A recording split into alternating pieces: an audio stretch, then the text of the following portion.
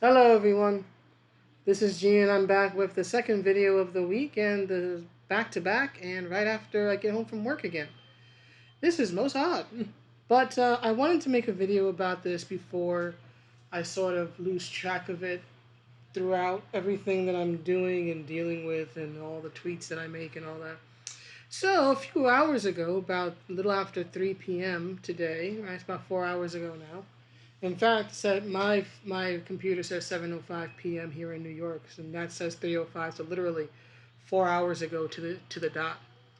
Mr. Mercado, Mr. Yehudi Chunky goes to camp. Mercado put out this statement, right? I'm going to read it and then I'm going to give my opinion on it. It says here, I've taken the last few days to step back and listen, and I acknowledge your criticism for my recent issue of What If Miles Morales was Thor. While I've lived a different experience through my own Jewish and Mexican background, I still know inauthenticity hurts, and I'm sorry this failed on that front. I've appreciated hearing and learning from my Black and Puerto Rican comics peers and hope to use this moment to help promote better authenticity. I'm also going to donate what Marvel paid me to the Brooklyn Book Bodega, which works to build literacy and get more books to kids in NYC. Yehudi Mercado.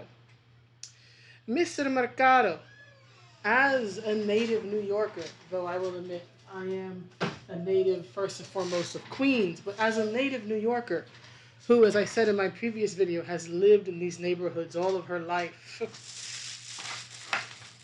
who has been defined by these neighborhoods even as I have tried to defy the stereotypes surrounding them, I do not accept your apology. I don't believe for a second this is sincere. I believe it was Austin Hibbert who left a tweet or responded to one of my tweets and more or less said the same thing, and I believe he's absolutely correct. You're saying this because you're being made to. Right, this is a prepared statement. I've worked with attorneys for about, 10, 12 years at this point. A good friend of mine is an attorney. I was a paralegal major for a brief time, several years ago. I know a prepared statement when I see one. Here's the thing. First of all, only now are you mentioning making any sort of donation to any sort of book fund or to help literacy, uh, improve literacy with children in New York City. You're only mentioning this now. You're only doing this now because of the backlash. So I doubt the sincerity of your message or the sincerity of your donation. Hopefully, this organization will get the money, right? Because Marvel doesn't pay a lot. And I have no reason to believe you're honestly being sincere. But let's give you the benefit of the doubt and say you are. Whatever meager pennies they paid you for this, I do hope that it does go to these children and gets them books to read. Good books, good comics to read. Right? Maybe Claremont era would be a good place to start. Get them some X-Men and actually learn what real diversity in the comic book is. But anyway, you're still only doing this because of the backlash. So there's nothing sincere about your donation. Your heart's not in it, to use a phrase, right? You're not being honest hearted about this.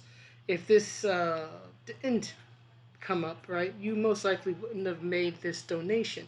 It literally took days and days of backlash and people, myself included, tweeting at you and talking about you for you to even acknowledge our, well, I shouldn't say just acknowledge, because you did acknowledge the critiques, but your response to the critiques initially was to make a very stupid joke about maybe I should have drawn in some more upskirt shots, which of course, especially for those in the more progressive camp, which you tend to be parked in, Mr. Mercado, that would be sexualizing a black male body. You're not supposed to do that. That's a no-no. In fact, that one part in the comic where Miles is I guess, getting dressed, and you literally see him pulling his hoodie down, and you see, right? You see his washboard abs. I thought that was very, I wasn't offended by it, but I thought that was very interesting shot because it is a way to sexualize a young male character is to show off his body, especially since, at least to my understanding of Miles, he's not really the type to sort of flaunt his body like that. So that was an interesting choice, right? But of course, given everything else that was questionable about this comic, a little fan service by showing Miles with six-pack abs wasn't going to get anybody's attention.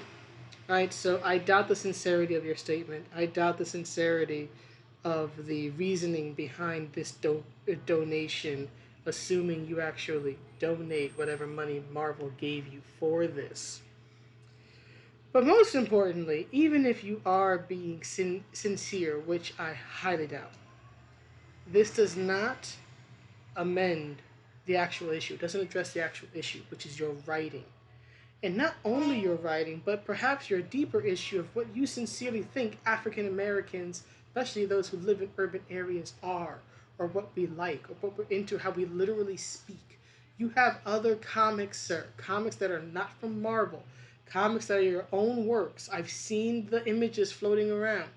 Your own creator-owned works, your own indie comics, where young black kids are literally speaking in bars. They're speaking in rap lyrics and rhymes.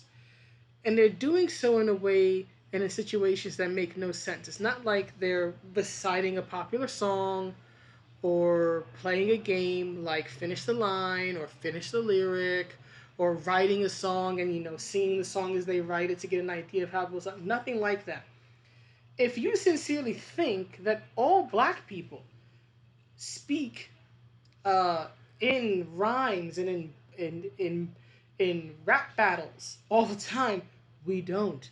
Even those who speak a little rougher, right, maybe use coarser language or use what is commonly known as ebonics, don't literally speak in rhymes all the time, right? There is street slang, right, which is common to New York in general and then specific areas depending on where you live. But slang is not the same as literally rhyming every word. Not even real world rappers literally speak in rhymes all the time.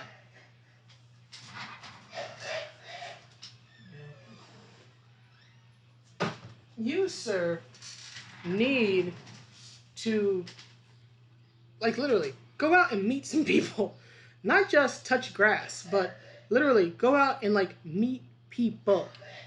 Meet people. Just, like, get some food, get a small meal, find a bench, and literally just watch people go by and just listen to what they say and how they speak. You could spend half a day doing that and get more of an actual idea of how people in the real world speak than whatever you wrote. You literally have the internet. You have the internet. You have everything at your fingertips. You have the literal source material for Miles. You have the earliest stories. You could consult Brian Michael Bendis. You could consult all different types of writers who wrote this character. You could read all their work. You have an imagination. You have all the tools before you to write at least a serviceable story. Jesus Christ.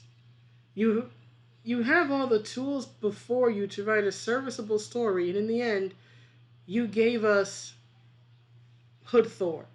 And on top of that, because it's not just you, it's not even just your creative team, it's the editors. The editors, in my opinion, are just as guilty. Whomever the editors on this book were, there's usually at least an associate editor, an assistant editor, an associate editor, and usually a group editor. Whoever the editors were on this, they had to look at this, read this, and then thought, this is okay. This totally won't cause controversy. This won't be offensive to anybody except for our usual critics. Boy, were y'all wrong. Y'all were very, very, very wrong. You, sir, need to study the art of storytelling. Because here's the thing. It's not that you can't have stereotypes in a story. Most stories, most characters play on various stereotypes and archetypes. Right? Stereotypes are rooted to a degree in reality. But there is a difference between incorporating certain stereotypes into a character or into a story to inform that character or inform that story. And then there's what you did. Trying to take things that are negative, like urban decay, and trying to say, this is beautiful, this is wonderful. See, Miles is a literal god, and even he thinks it's okay. No, no, completely unacceptable. Your apology, at least for me, is not accepted. Other folks may accept it, and that's on them. They are much kinder than I am. I am not all that nice, and I demand a hell of a lot better. I actually know what good comics read like and what they look like. And you did not produce that, sir. I'm not even asking for like a legendary comic that will be like used decades down the road as an example of this is how you write. I'm not asking for that. All I'm asking for is just a simple, serviceable story. You literally could have had Miles as Thor wander into a rough part of Brooklyn, save a person's life, make a positive impact, have a message about with great power comes great responsibility, kind of molding the whole Spider-Man thing, but kind of express it through the powers of Thor, and then been on your merry way. It's one issue. It's not like you had to craft the whole story. You just had to tell one simple issue. And you couldn't even do that. And on top of that, you talk about inauthenticity here. You, sir, as you mentioned in this message and in your profile, are Mexican and Jewish.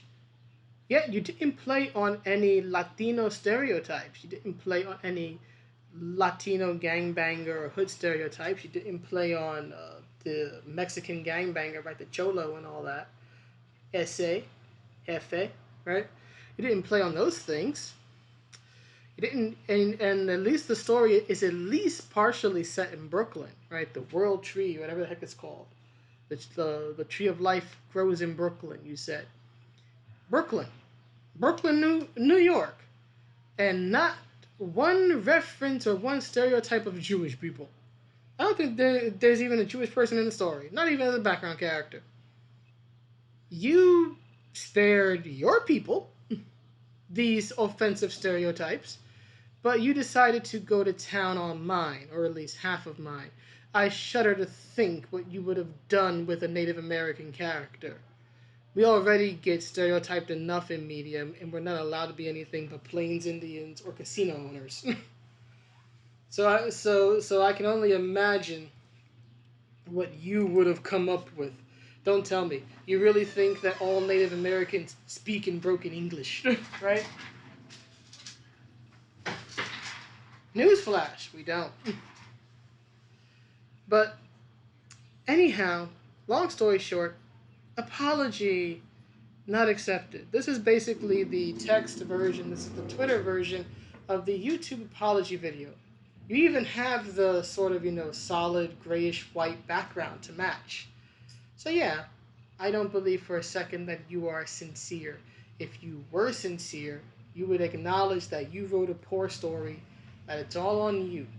If Marvel was sincere, they would recall this story, they would refund the individuals who paid for it their money, and they would either get you to rewrite it, or probably a smarter thing would be to assign a better writer. I don't know if they have too many of those these days, but someone who can at least write better than you to do this story. That would actually be addressing the issue. But at least at present, Marvel's not doing that, and you're not doing that. But I do sincerely hope, sir, that you watched my video. I hope you watched this one. And I do sincerely hope that you do take the time to educate, sincerely, educate yourself about African American communities. Because again, like I said before, it's not a matter of him not having the lived experience of being from the hood or him being Mexican and Jewish, right? Most people who write comic book characters of any sort, whether you do your own thing or you work on a well-known official property, are not going to have the background or the lived experiences of these characters. I will never have the lived experience of Wolverine, and thank God for that. But not having the lived experience or not having every single solitary thing about your background match their background does not mean you cannot write them well. It means that you have to be imaginative and you have to think these stories through. And you have to have a passion for the character, a passion for the storytelling, a passion for the medium. And you have to do your research and talk to people. That's how you write a good story.